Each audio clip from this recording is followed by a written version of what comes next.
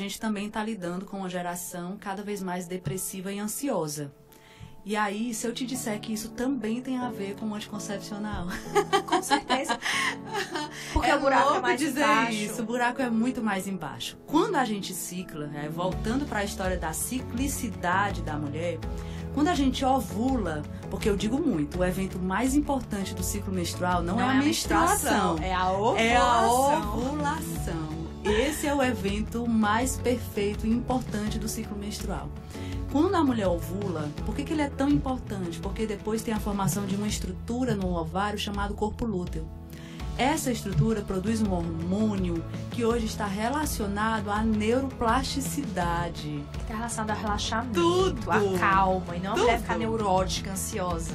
Então, assim, o que o hormônio... Existe um metabólito do hormônio progesterona, que lá no sistema nervoso central, ele tem uma ação ansiolítica, ou seja, ele diminui a ansiedade da pessoa, da mulher.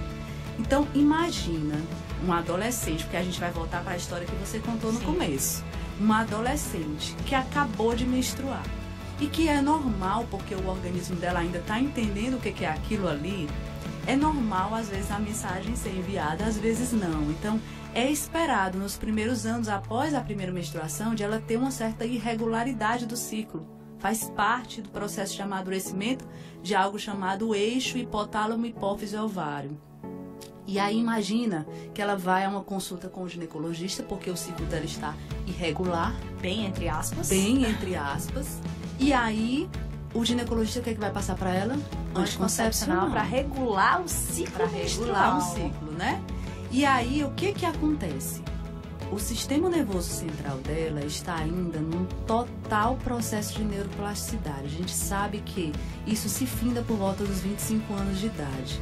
Até lá, existem sinapses a todo vapor sendo formadas ainda, existe todo um processo de adaptação neuronal.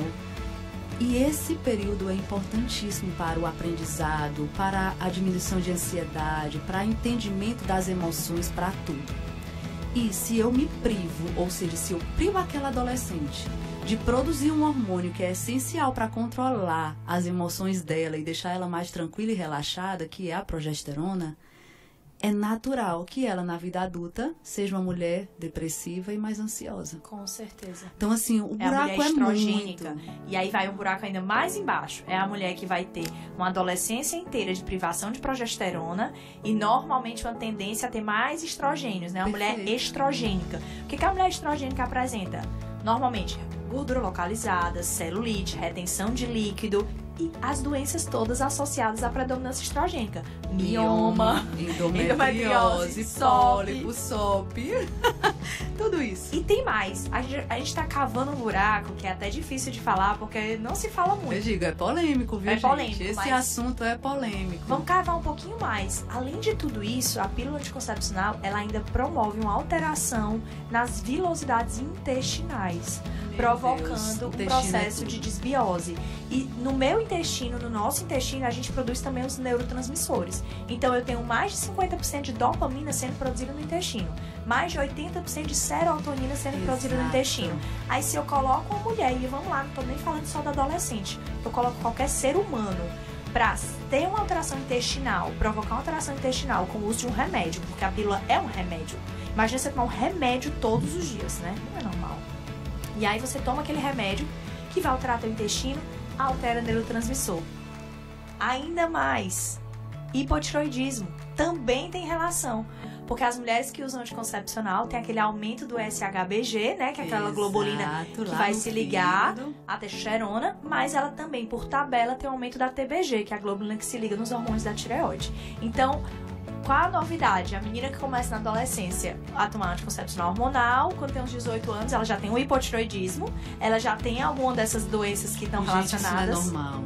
Não é normal, gente. É louco, né? E assim, você pensar, às vezes até, não, com 18 anos não desenvolve, mas gente, uma hora, como eu falei no começo desse podcast, a conta chega. A conta chega. E sabe, eu digo mesmo, porque eu lido com esse público de mulheres que desejam engravidar. E a conta chega no momento em que ela decide ser mãe. No momento em que ela diz, olha, me prometeram que quando eu parasse a pílula, eu iria engravidar. E por que até agora eu não engravidei? E ela tá num período de muita labilidade emocional, muita. Né? Até assim, idade, desejo de engravidar, todo mundo diz sem progesterona. Aí junta Exato. tudo. E aí junta ainda o fato de o ginecologista que acompanha ela olhar e dizer, você não tem tempo. Você não tem tempo.